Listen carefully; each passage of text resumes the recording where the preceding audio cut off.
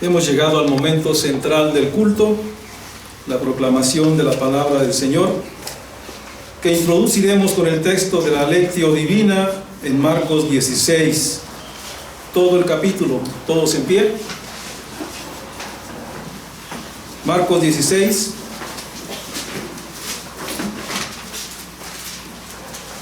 Vamos a hacer la lectura de manera alternada.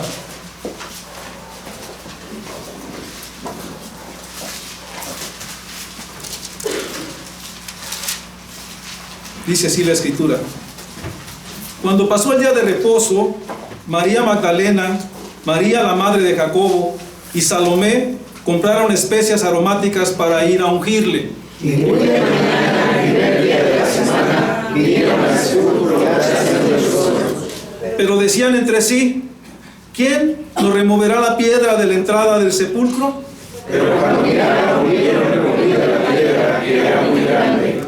Y cuando entraron en el sepulcro, vieron a un joven sentado al lado derecho y cubierto de una larga ropa blanca, y se espantaron. Mas él les dijo: no os asustéis, buscáis a Jesús Nazareno, el que fue crucificado, ha resucitado, no está aquí, ni nada llevar donde le pusieron. Pero id, decid a sus discípulos y a Pedro, que él va delante de vosotros a Galilea. Allí le veréis como os dijo. Y ellas se fueron huyendo del sepulcro, porque les había tomado de nuevo el espanto, ni decían nada a nadie, porque tenían miedo. Habiendo pues resucitado Jesús por la mañana, el primer día de la semana, apareció primeramente a María Magdalena, de quien había echado 7 demonios. Llegó ella y sus obreras que habían estado con él, que estaban tristes y llorando. Ellos, cuando oyeron que vivía y que había sido visto por ella, no lo creyeron. Pero después apareció de otra forma a 2 de ellos que iban por el camino y al campo. Ellos fueron y lo hicieron saber a los otros, y ni aún ellos creyeron. Finalmente se apareció a los 11 mismos, estando ellos sentados a la mesa, y les reprochó su incredulidad y dureza de corazón, porque no habían creído a los que habían visto resucitado. Y les dijo: id por todo el mundo y predicad el evangelio a toda criatura.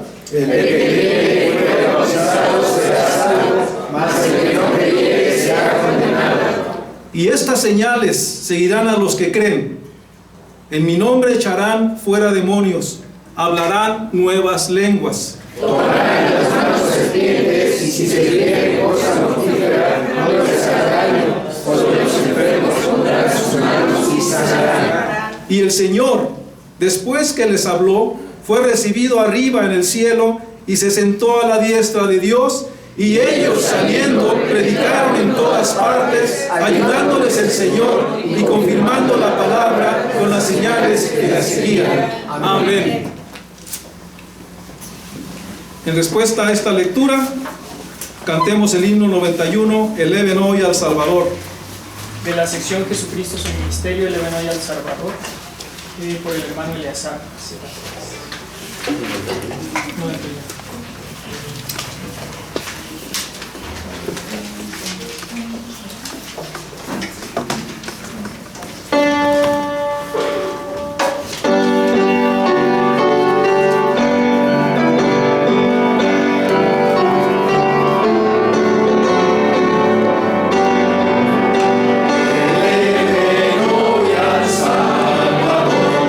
Cántico triunfal.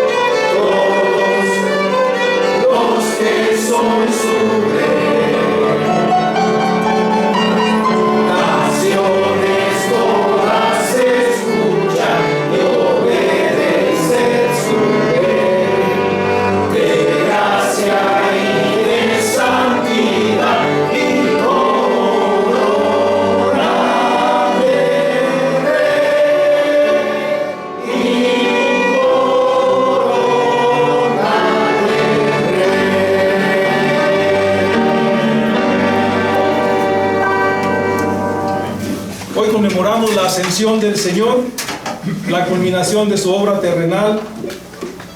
Era el jueves 27 de mayo del año 30, según el teólogo e historiador inglés Frederick Fyvie Bruce, cuando el Señor, después de su última reunión con sus discípulos y comido parte de un pez asado y un panal de miel, los sacó fuera hasta Betania, y al llegar al monte de los olivos, alzando sus manos, los bendijo, y en ese momento que estaba bendiciéndolos, se separó de ellos y fue llevado arriba al cielo.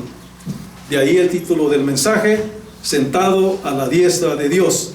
Dejo lugar al pastor. Pongamos diligente atención y recibamos con toda solicitud la palabra de Dios.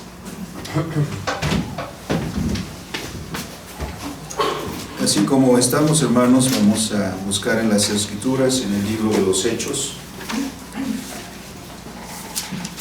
que complementa lo que hemos leído en el Evangelio de Marcos.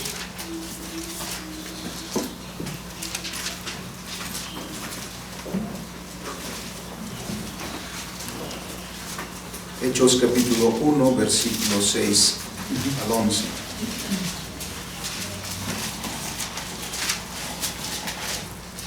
Aunque es una sección pequeña, hermanos, vamos a leer alternadamente. La palabra del Señor dice: entonces los que se habían reunido le preguntaron diciendo: Señor, ¿restaurarás el reino a Israel en este tiempo? Y les dijo: no nos toca a nosotros saber los tiempos o las razones que el Padre de su la potestad. Pero recibiréis poder cuando haya venido sobre vosotros el Espíritu Santo, y me seréis testigos en Jerusalén, en Judea, en Samaria y hasta lo último de la tierra. Y habiendo dicho estas cosas, viéndolo ellos, fue alzado y les dio una nube que le ocultó de sus ojos. Y estando ellos con los ojos puestos en el cielo, entre tanto que él se iba, he aquí se pusieron junto a ellos dos varones con vestiduras blancas, Los cuales también les dijeron: varones galileos, ¿por qué estáis mirando al cielo? Ese mismo Jesús que ha sido tomado de vosotros al cielo, así vendrá como le habéis visto ir al cielo. Amén. Amén. Bendito y soberano Señor, cuya palabra hemos leído. Ahora, Señor, también te rogamos que abras nuestro entendimiento, Señor, y sea nuestro corazón un terreno adecuado, Señor, preparado por tu Espíritu Santo también para recibir la palabra y que lleve fruto, Señor, abundante en la vida de tus hijos. Amén. Te pedimos, Padre, esta gracia en Cristo nuestro Salvador. Amén. Amén. Tomen sus lugares, amados hermanos.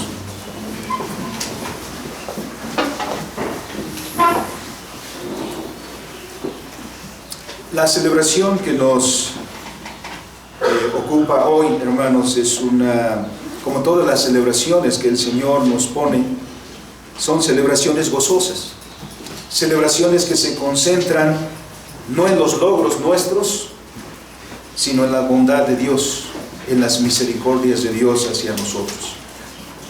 Son celebraciones que no enfatizan nuestros logros, porque ¿qué logros tendríamos nosotros? Sino son celebraciones que se enfocan en Dios y en su misericordia hacia nosotros, pecadores que no teníamos otra esperanza, sino solo aquella que el Señor prometió que tendría de nosotros desde nuestros primeros padres. Hemos celebrado no hace mucho, 40 días para ser más exactos, que celebramos uno de los eventos más significativos que le dio la seguridad a nuestro corazón de la salvación, pues fue el día de la resurrección, cuando nuestro Señor se levantó victorioso de la tumba, habiendo sido exaltado por Dios en reconocimiento de una obra magnífica, una obra perfecta y una obra por lo mismo hecha una vez y para siempre, como dice el libro de los Hebreos. Esa resurrección significó para nosotros también nuestra propia victoria. Por eso es que al celebrar la resurrección del Señor también celebramos con esperanza la celebración nuestra, la resurrección nuestra, que está asegurada, como dice el apóstol Pablo en 1 Corintios capítulo 15. La celebración que tenemos hoy, y de hecho, hermanos, las celebraciones que tenemos a lo largo del año como celebraciones litúrgicas, no son celebraciones separadas, no las podemos separar. Todas están unidas orgánicamente, todas están concentradas en la obra que Dios hace a través de su Hijo Jesucristo para redención de nosotros. Siempre ha sido nuestro Señor Jesucristo el motivo de celebración, porque en Él se ha revelado Dios y su gracia para nosotros, porque en Él está también nuestra esperanza y a través de Él se abre el camino por el cual nosotros podemos acceder al Padre. Han transcurrido entonces 40 días desde aquel momento de celebración, desde que nuestro Señor Jesús se levantó de la tumba victorioso. Como leemos en las Escrituras, durante esos 40 días que siguieron a la resurrección, nuestro Señor estuvo con sus discípulos enseñándoles acerca del reino de los cielos. No es que el Señor no hubiera enseñado suficiente durante los años previos o el tiempo previo, pero es que hemos encontrado a los discípulos muy en shock por los acontecimientos de la muerte de nuestro Señor Jesucristo. Ellos mismos a este punto no lograban entender lo que estaba sucediendo. Nuestro Señor Jesucristo tuvo que explicar muchas cosas y fue entonces cuando comenzaron a entender lo que ya el Señor les había dicho antes y a confirmar ahora durante este tiempo que ha estado con ellos. Además, preparándolos para enviarlos a la misión que ha significado el alcance de todo el mundo con el Evangelio de nuestro Señor Jesucristo. Estos 40 días el Señor estuvo con sus discípulos para afirmarlos en la verdad que les había enseñado, para que comprendieran los alcances de la muerte expiatoria de nuestro Señor Jesucristo, algo que los apóstoles van a hacer después y nos lo van a dejar por escrito, como el apóstol Pablo lo hace en sus cartas. Dicen los evangelios que durante ese tiempo el Señor se apareció a sus discípulos. Además de instruirlos sobre el reino de los cielos, les muestra que es Él mismo el que murió, confrontando por ejemplo a Tomás en el capítulo 20 de Juan. Porque no solamente Tomás, sino los demás también en su momento estuvieron incrédulos acerca de las buenas noticias que escuchaban desde que las mujeres regresaron de la tumba diciendo que el Señor había resucitado. El Señor se apareció en medio de ellos y confrontó a Tomás para decirle: mira, soy yo mismo. Le enseñó sus heridas. Fue convencido Tomás, que solo atinó a decir: Dios mío y Señor mío. También durante ese tiempo y llegando al final, como mencionó nuestro hermano Alberto, estando con sus discípulos para afirmar que era Él mismo, tomó alimentos con ellos. El Señor pues no era un fantasma, no era una aparición, no eran sus emociones que estaban jugando con ellos, era real. El Señor había resucitado y esta era verdad, y una verdad que se ha de proclamar por doquiera, y todos aquellos a quienes el Padre da la gracia de creer en el Señor tienen como firme esta verdad de creer en el resucitado. Pero a la misma vez que el Señor Jesús era el mismo que antes había estado con ellos, a la vez era diferente, porque ahora el Señor está en su exaltación. Le conocieron en el estado de humillación, pero ahora han de conocerlo en el estado de exaltación que ha de venir del Padre. Porque habiendo cumplido nuestro Señor Jesucristo la misión que le encomendó el Padre, la misión de expiar por los pecados de sus escogidos, ahora el Señor ha de regresar a donde estuvo antes de venir aquí, regresar al Padre. Esto conviene a los discípulos, aunque no parezca así, porque desde la perspectiva de los discípulos ellos pueden decir: el Señor nos va a abandonar, el Señor se va de en medio de nosotros. Pero como ya había dicho Él antes, esto les conviene a los discípulos. En Juan 16 el Señor dijo, les conviene que yo me vaya. El Señor, por una parte, sí va a abandonar a sus discípulos y se dirige a casa del Padre, como dice Juan 20. Pero en este punto los discípulos están por comenzar una nueva relación con Cristo, con ese Cristo que conocieron, pero que ahora le verán en su estado exaltado. Como muestra de la aprobación del Padre, de que el sacrificio de su Hijo fue un sacrificio perfecto, fue acepto, el Padre exalta al Hijo, como dijo en su predicación el apóstol Pedro. Y los pasos que debemos considerar en la exaltación del Señor Jesucristo son, en primer lugar, la resurrección, en segundo lugar, su ascensión, en tercer lugar, la colocación suya a la diestra del Padre y finalmente su regreso para juzgar. En esta ocasión nos concentraremos en uno de estos, el que está previo a que el Señor regrese como lo prometió. Y lo confesamos en nuestro credo. En la segunda parte, confesamos de nuestro Señor Jesucristo, diciendo, subió al cielo y está sentado a la diestra de Dios Padre Todopoderoso.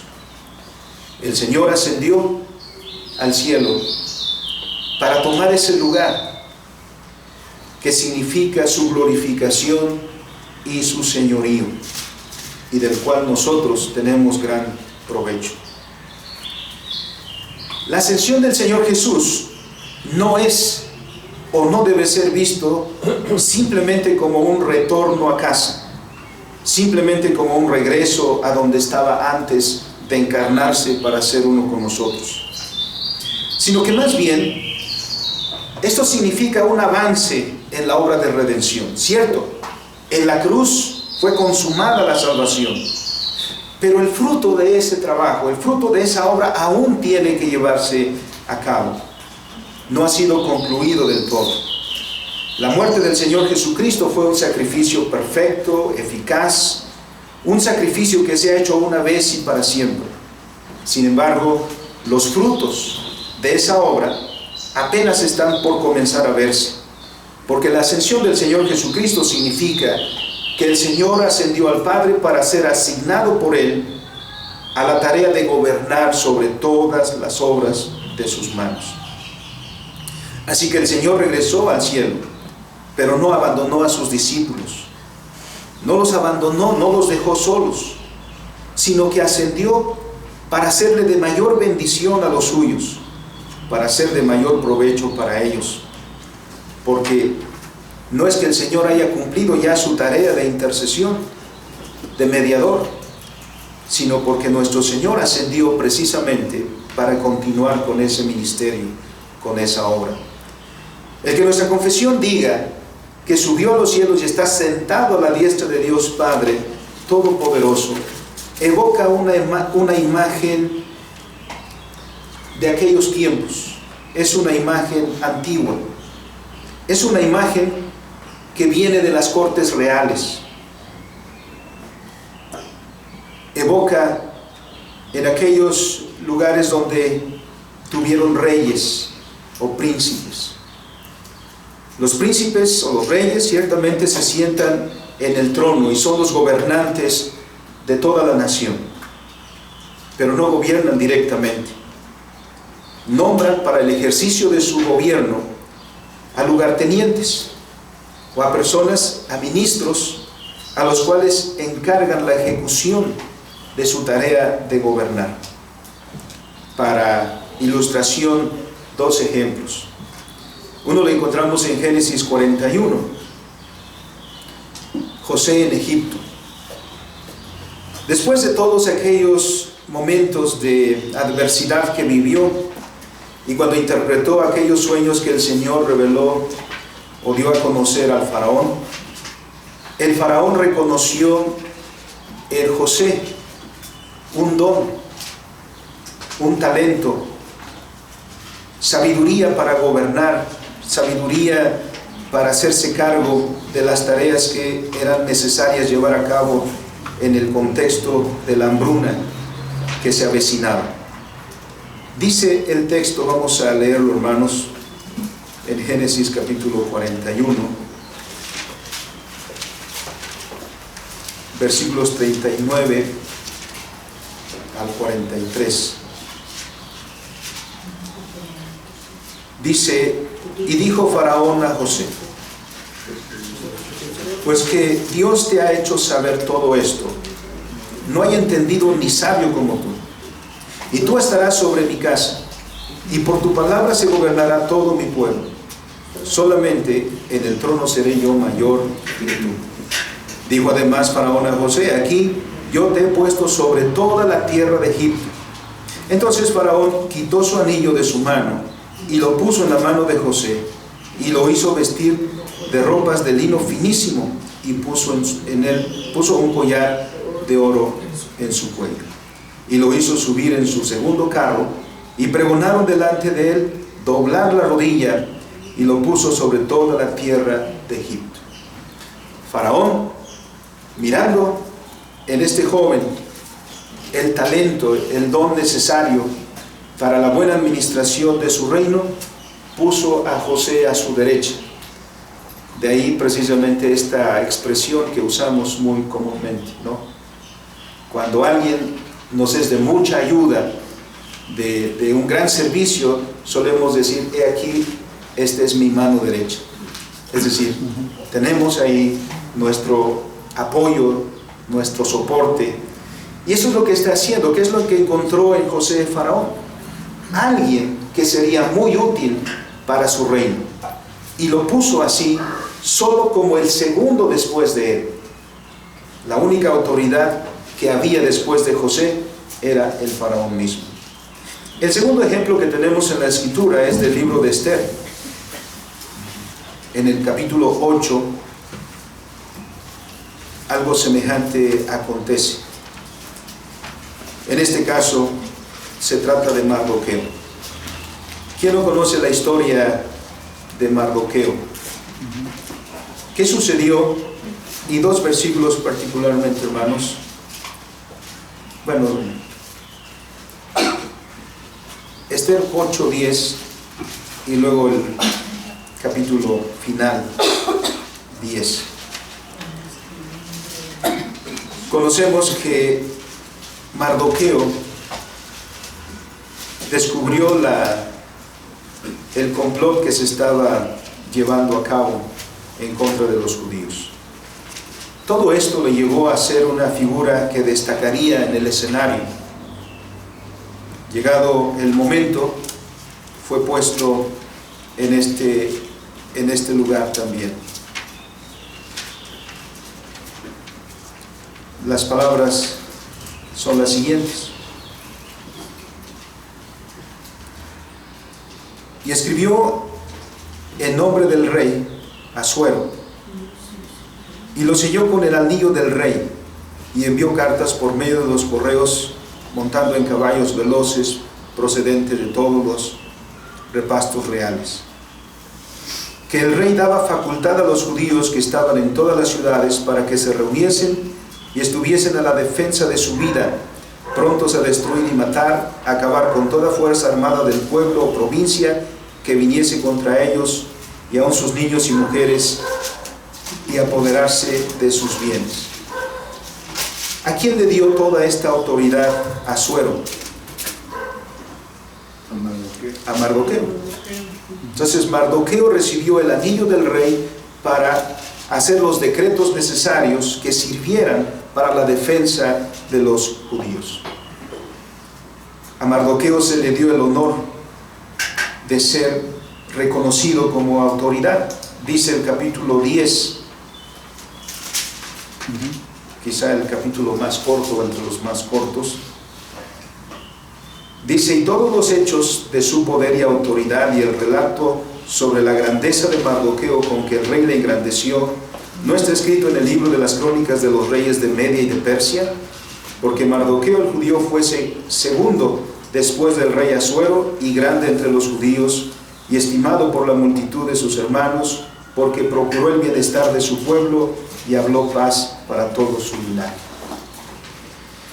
De estas imágenes tomamos precisamente esta declaración de nuestra confesión. Nuestro Señor Jesucristo subió al cielo para tomar su lugar a la diestra del Padre. ¿Qué quiere decir eso? Que el Señor, el Rey de todo lo que existe, el Señor de toda la realidad creada, ha dado toda autoridad a su Hijo, por medio de quien gobierna sobre los cielos y sobre la tierra. Eso es lo primero que miramos entonces en esta historia. Que el Señor ascendió al cielo para gobernar el mundo mediante un poder más personal. La ascensión de nuestro Señor Jesucristo es su entrada en el estado de gloria que el Padre le da en el cielo y que se describe en estas expresiones que hemos precisamente mencionado y como lo dice el Evangelio de Marcos que leímos. La visión que nos comparte el apóstol Juan en Apocalipsis 5 se refiere a este hecho. Ahí, en esa imagen que nos da el libro de Apocalipsis, se contempla que aquel que está sentado en el trono tiene un libro, más bien un rollo, no un libro como los que tenemos ahora, sino un rollo que está escrito por dentro y por fuera, pero que está cerrado con 7 sellos y nadie puede abrir esos sellos. No se encuentra nadie ni en el cielo ni en la tierra que sea digno de tomar y de abrir esos sellos. En ese punto, el profeta comienza a llorar, porque no hay nadie, ni uno que sea digno de tomar el libro y de abrir sus sellos. Pero es consolado de inmediato, porque sí hay alguien que es digno de tomar el libro y de abrir sus sellos. Es en la imagen que nos da el libro de Apocalipsis, es un cordero que aparece como inmolado, es decir, un cordero que fue sacrificado. Todos conocemos esa imagen. Podemos identificar sin duda esa referencia que hace Apocalipsis 5. ¿Quién es el cordero que fue sacrificado? Cristo. Esa escena que debemos tener cuidado, porque Apocalipsis 5, algunos trasladarían esa imagen que nos da al futuro. De hecho, en muchos círculos evangélicos, todavía no se cree que el Señor Jesucristo reine, sino se dice que el Señor Jesucristo reinará en el milenio. Ese es también otro tema que no vamos a abordar ahorita, el milenio. Pero lo que quiero decir es que ven ese reinado de Cristo muy en el futuro. En el futuro, el Señor Jesucristo reinará. Pero Apocalipsis 5 no está hablando del futuro. Apocalipsis 5 está hablando de lo que dijo el Señor Jesucristo en Mateo 28, 18. ¿Quién no recuerda esas palabras? ¿Y qué quiere decir Apocalipsis 5? El Señor Jesucristo en Mateo 18 no habla en futuro. No dice, algún día me será dada autoridad y señorío. El Señor está diciendo, a causa de su resurrección, a causa de la obra de redención que ha llevado a cabo con toda obediencia al Padre, Él dice, toda potestad me ha sido dada en el cielo y en la tierra. Es decir, el señorío de Cristo es algo presente, porque a causa de su obra, ¿qué ha recibido del Padre? El cordero inmolado es el único digno de tomar el libro y de abrir sus sellos. ¿Qué es ese gesto? Ese gesto significa que al Señor Jesús le es dada toda autoridad, todo señorío sobre la historia, que Él tiene señorío sobre toda la realidad. Por eso el Señor Jesucristo dice: toda potestad me es dada en el cielo y en la tierra. El Señor Jesucristo toma ese libro donde están todas las cosas que han de acontecer. A medida que Él abre los sellos, sucede algo en el escenario de nuestra realidad. El Señor Jesucristo es el único digno de dirigir la historia. Él gobierna la historia. Nuestro Señor Jesucristo gobierna hoy. Él subió al cielo para sentarse a las diestras del Padre, para ejercer toda autoridad. Así como José es el señor de Egipto, teniendo como sola autoridad después de él al faraón, así como Mardoqueo recibió también toda autoridad de Asuero, así nuestro Señor Jesucristo recibió toda autoridad sobre todo el reino que el Padre es Señor. ¿Qué queda fuera? Absolutamente nada. Por eso Apocalipsis es un libro consolador. Aunque algunos pueden ver el libro de Apocalipsis como un libro espantoso, ¿no? Porque hay cataclismos, hay catástrofes, hay juicios, y uno se siente abrumado por lo que ve ahí. Pero si uno lee bien Apocalipsis, el Apocalipsis es la revelación del Cristo que reina, del Cristo que señorea, del Cristo que dirige la historia. En Cristo no podemos decir: vamos hacia el futuro a ver si llegamos. En Cristo decimos: vamos al futuro, vamos al destino que nos ha fijado el Padre, y llegaremos, porque el que garantiza que llegaremos es el Señor de la historia.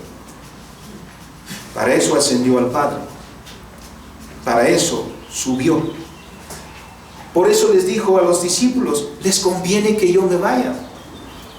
Obviamente los discípulos quisieran tener ahí a su Señor, ¿no? Le han amado, han estado con Él, quisieran estar, pero es necesario. Él continúa su obra, ahora sentado a la diestra del Padre. En segundo lugar, el poder y reino de nuestro Señor no tiene límites, abarca el cielo y la tierra. El capítulo 4 de Apocalipsis describe el universo entero en una serie de círculos concéntricos que nacen a partir del trono que está sentado, que está en el centro, en donde está sentado Dios. Todo el universo, como vemos ahí en el capítulo 4, todo el universo está enfocado hacia el trono. Tenemos entonces una visión teocéntrica del universo aquí. Todo el universo se enfoca en Dios, porque Él es el Señor de todo. Y todas las criaturas adoran al que está en el trono.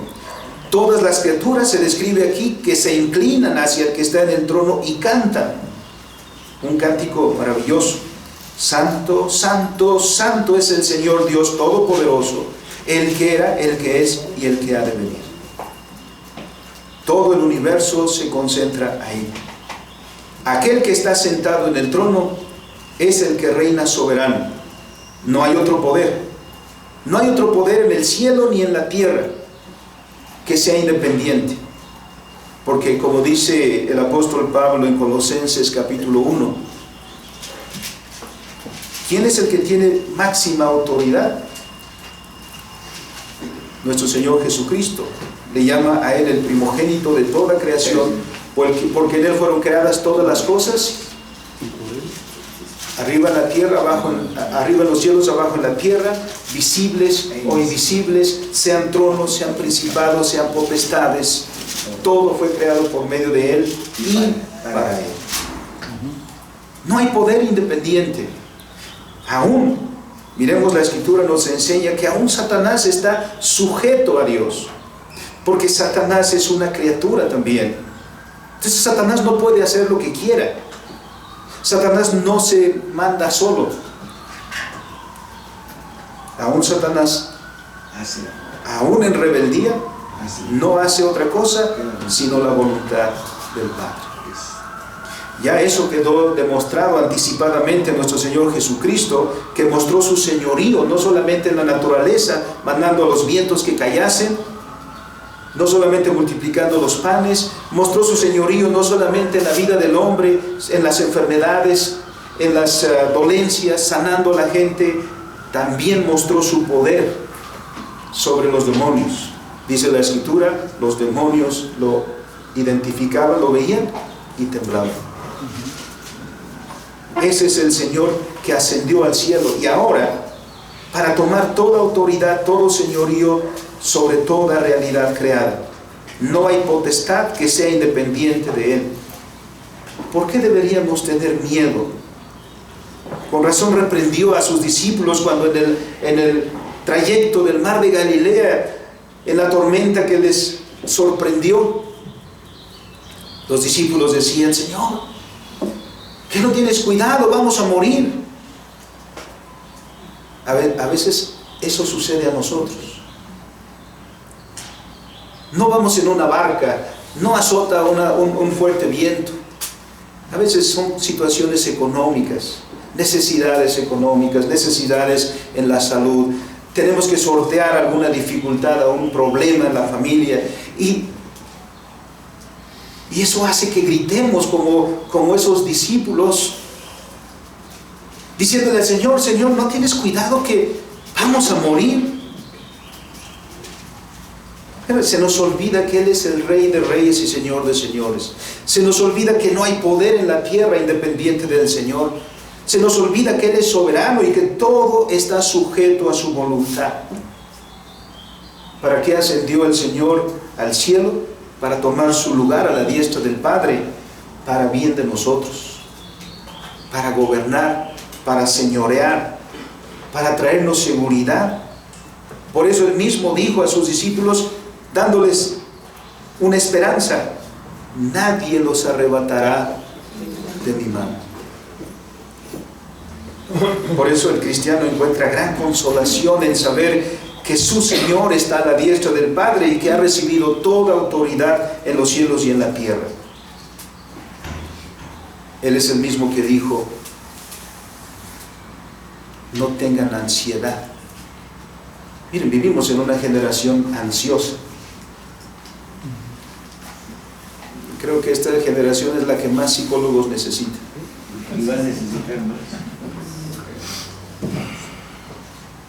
Vivimos en una ansiedad constante.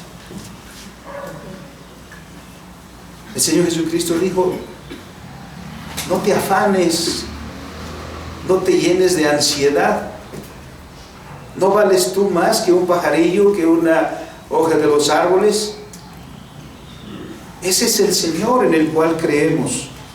Ascendió al cielo para darnos esa seguridad y esa confianza. Por eso podemos decir con el apóstol: en Cristo somos más que vencedores. Porque el que va adelante es el que ya venció. El que nos asegura la victoria es el que ya venció. El que nos asegura la victoria es el que tiene toda autoridad, toda potestad. ¿Podemos albergar una duda de que seremos victoriosos? ¿Podremos albergar una duda de que no llegaremos a donde debemos llegar? La duda es falta de fe. No conocemos lo que Dios ha hecho. Estando el Señor sentado a su diestra, también a la diestra del Padre, también trae estos frutos a nuestra vida.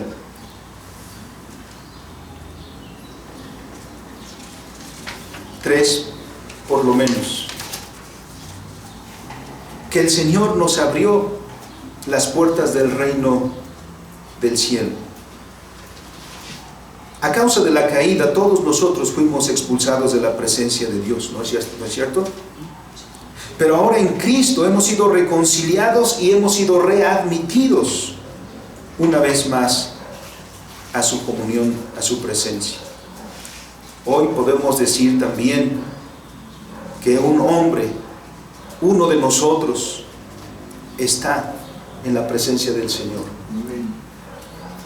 asegurando que nosotros también lo haremos, que nosotros también estaremos. En Cristo la humanidad ahora ya se encuentra allí frente al Padre. En Cristo la humanidad redimida está allí en comunión con el Padre. Bien podemos decir, ya estamos ahí. Porque en Cristo todos nosotros estamos con Él. Miren lo que dice el apóstol Pablo en Efesios 2:6. Para que se quite un poco el sueño, hermanos. Efesios 2:6. Ya hasta las páginas se pegan, ¿no? Y juntamente con Él nos resucitó y asimismo nos hizo sentar en los lugares celestiales con Cristo Jesús. Miren, ahí estamos nosotros. Resucitamos juntamente con Cristo, como dice Romanos 6 también. Pero no solamente resucitamos juntamente con Cristo, sino que nos hizo sentar en los lugares celestiales con Cristo Jesús. ¿Podríamos tener dudas de las promesas del Señor? Completamente no. En segundo lugar, nuestro Señor Jesús está ahí intercediendo y abogando también por nosotros. Estando a la diestra del Padre, el Señor no está contemplativamente solo. Se encuentra ahí delante del Padre para interceder y para abogar por los suyos. Mire lo que dice 1 de Juan 2:1. Para consolar a su pueblo, para consolar a sus hijos. Hijos míos, estas cosas os escribo para que no pequéis, y si alguno hubiera pecado, abogado tenemos para con el Padre, a Jesucristo el justo. ¿Quién está abogando por usted? ¿Quién le está defendiendo a usted, hermano? Ciertamente podemos tener un acusador. ¿Quién es el que nos acusa? Satanás. Como a Job, ¿se acuerdan? Pero no estamos solos. No estamos solos para defendernos por nosotros mismos, sino que en Cristo y ahí mismo, a la diestra del Padre, el Señor está abogando por nosotros. Qué bendición, qué consolación para nosotros que vivimos todavía en medio de las batallas. Qué consolador diciendo, si alguno hubiere pecado. Mire ahí, abogado tenemos para con el Padre. Es por eso que cuando oramos, haciendo nuestra confesión de pecados, lo hacemos con esperanza, no con pesimismo. Con esperanza porque ahí alguien está delante del Padre defendiendo a su pueblo, intercediendo por los suyos. Y tercero, el poder de Cristo está a nuestro favor. Sí, nosotros somos frágiles, nosotros somos pequeños, somos débiles. Por eso decimos, no vamos a hacer proezas en nosotros, sino en Cristo haremos proezas. Porque en Cristo descansa nuestra fuerza, en Cristo está nuestra virtud, en Cristo la riqueza y en Cristo el motivo para gloriarnos, incluso frente al infierno. Dios en la cruz venció al pecado. Nuestro Señor Jesucristo en la cruz venció. Aquellas palabras que recordábamos no hace mucho de nuestro Señor diciendo consumado es. En ese punto, dice la Escritura, el Señor exhibió a sus adversarios, despojó a sus enemigos y enriqueció a los suyos. Calvino escribe estas palabras: desde la diestra del Padre, refiriéndose a Cristo, está para que derramando su virtud sobre nosotros, nos vivifique con la vida espiritual, nos santifique con su Espíritu, adorne a su iglesia con diversos y preciosos dones, los conserve con su amparo contra todo daño y obstáculo, para reprimir y confundir con su potencia a todos los feroces enemigos de su cruz y de nuestra salvación. Y finalmente, para tener absoluto poder y autoridad en el cielo y en la tierra, hasta que venza y derribe por tierra a todos sus enemigos, que también son los nuestros, y termine de edificar su iglesia. Por eso, que el Señor no regrese todavía, no debemos tenerle como tardanza, sino porque ese trabajo, esa obra, todavía no está cumplida. El Señor vendrá cuando esta obra esté concluyendo. Por todo eso, amados hermanos, confesamos, como las Escrituras nos enseñan, que Cristo ascendió a los cielos y está sentado a la diestra de Dios Padre Todopoderoso. Entre tanto que esperamos el siguiente estado de exaltación, que implica que el Señor regresa para juzgar, entre tanto, nosotros, hermanos, consolémonos, porque nuestro Señor reina, porque nuestro Señor ha asumido toda autoridad en el cielo y en la tierra, y no hay poder que escape de su dominio, de su señorío. Nuestra vida, en todos sus detalles, nuestra vida está en el contexto del gobierno de Cristo. Por lo tanto, nunca pensemos, sea la circunstancia que pasemos, incluso, sobre todo las adversas, no pensemos que Dios nos ha abandonado, que el Padre nos ha dejado, que nuestro Salvador nos ha abandonado. Pensar de esa manera es injuriar a nuestro Señor, porque Él prometió estar con nosotros todos los días hasta el fin del mundo. Nuestro Señor está delante del Padre por nosotros y para nosotros. Eso debe fortalecernos cada día. Eso debe llamarnos a una obediencia plena a nuestro Señor Jesucristo.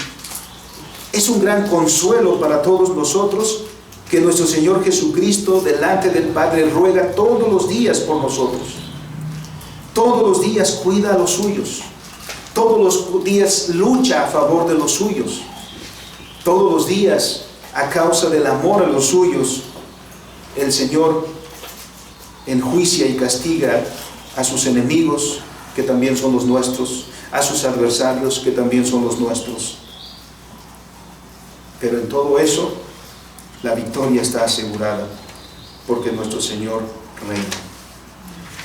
Así que, consolados por la palabra del Señor, vivamos en constante y pleno servicio al que nos amó.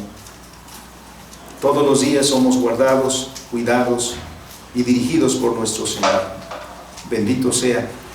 Por lo tanto, podemos descansar tranquilamente y vivir tranquilamente, sujetos a la voluntad de Dios. Lo que todos los días acontece es la voluntad de Él. Nada más.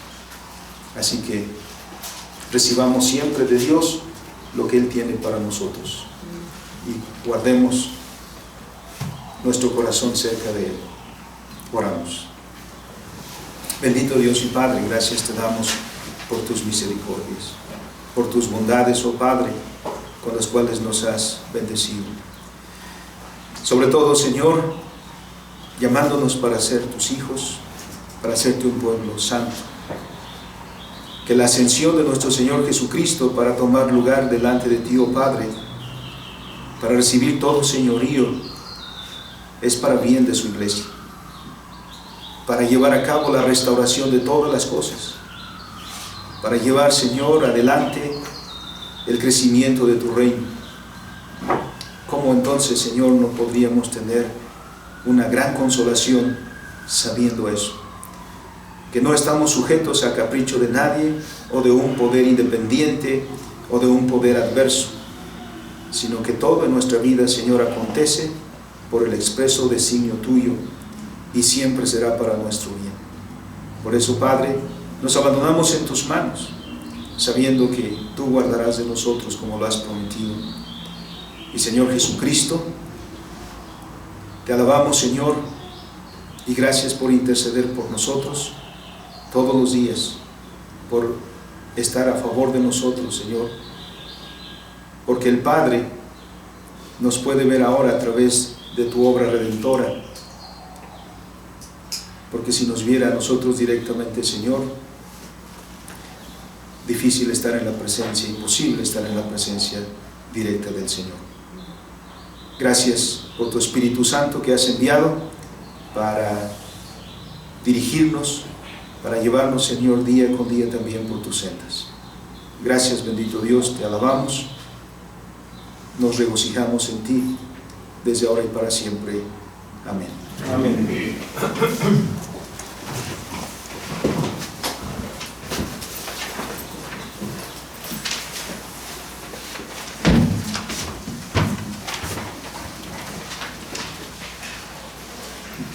Como los sacramentos son ad latere en toda la palabra, participemos a continuación de la Cena del Señor